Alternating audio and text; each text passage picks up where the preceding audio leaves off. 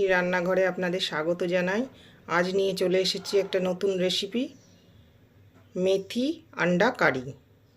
রেসিপিটা বানাতে আমার লাগছে মেথি শাক, 250 মতো, দুটো ডিম নিয়ে নিয়েছি আমি হাঁসের, দুটি কাঁচা লঙ্কা, দুটি টমেটো, একটা রসুন হাফ লাগবে, দুটো পেঁয়াজ বড় সাইজের, 1 ইঞ্চি আদা, আর বাকি মশলা তো যাবেই।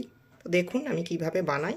ধুয়ে নিয়ে একটু নুন জলে ভিজিয়ে রাখবো যাতে মেথি শাকের তেতো ভাবটা অনেকটা চলে যায়। কারিটা বানাতে প্রথমেই আমি কড়াতে 2 থেকে 3 চামচ সর্ষের তেল দেব। তেল আমার গরম হয়ে গেছে। এবারে আমি তেলে সামান্য হলুদ গুঁড়ো, নুন ছড়িয়ে দেব। এবারে আমি চিড়ে রাখা ডিম দিয়ে দেব। তার সাথে সাথে 2 টুকরো আলুও দিয়ে দেব। এগুলো একটু ভেজে নেব, হালকা করে ভেজে নেব। খুব লালচে ভাজবো না বন্ধুরা, তাহলে ছিদ্র হয়ে যাবে। এরকম পর্যায়ে আমি ডিমটা তুলে নেব। তেলেই আমি মেথি শাকটা ধুয়ে কুচো করে রেখে দিয়েছিলাম, সেটা ভেজে নেব। মেথি শাকে সামান্য একটু চিনি ছড়িয়ে দেব। দেখুন মেথি শাক থেকে কীরকম জল ছাড়ছে চিনিটা দেওয়াতে। এই জলটা যত ছাড়বে, ছেড়ে শুকিয়ে যাবে, তত তেঁতো তেঁতো ভাবটা মেথি শাকে কেটে যাবে। ওই জন্য চিনিটা দিলাম।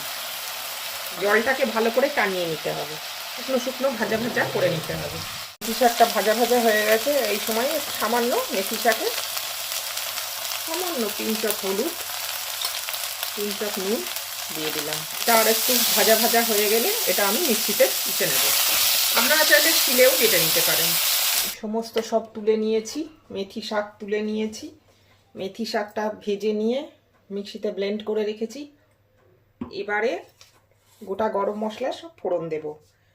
তো আমি কড়াতে সামান্য পিঞ্চ অফ গোটা জিরে দিয়েছি, কয়েক দানা মেথি দিলাম, একটা তেজপাতা ছিঁড়ে দিলাম, দারচিনি, লবঙ্গ,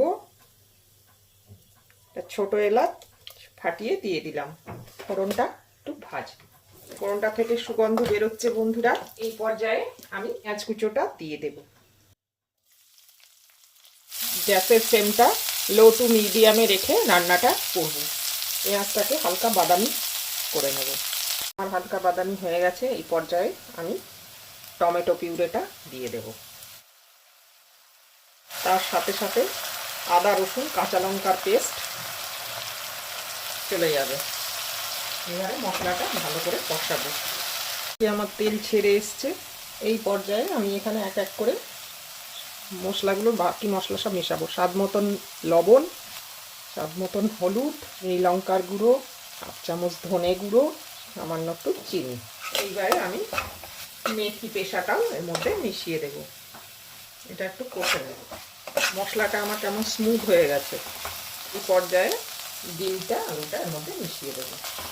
এবারে আমি মিক্সি ধোয়া জল এর মধ্যে দিয়ে দেব। অনেক ঝোল করবেন না, হালকা হালকা গ্রেভি থাকবে।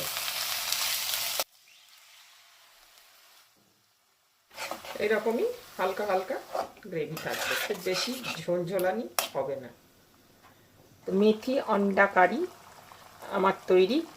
এটা হয়ে গেছে। একটু ঘন হলে, একটু আলুটা সেদ্ধ হয়ে গেলে আমি এটা নামিয়ে পরিবেশন করে দেবো। আমার এই রান্নাটি যদি আপনাদের ভালো লেগে থাকে তাহলে চ্যানেলটিকে সাবস্ক্রাইব করার অনুরোধ রইল। বেল আইকনটি টিপে দেবেন যাতে করে আমি নতুন কোনো রান্নার ভিডিও দিলে নোটিফিকেশান সবার আগে আপনার কাছেই পৌঁছে যায়। লাইক শেয়ার কমেন্ট করবেন বন্ধুরা। ভিডিওটি দেখার জন্য ধন্যবাদ।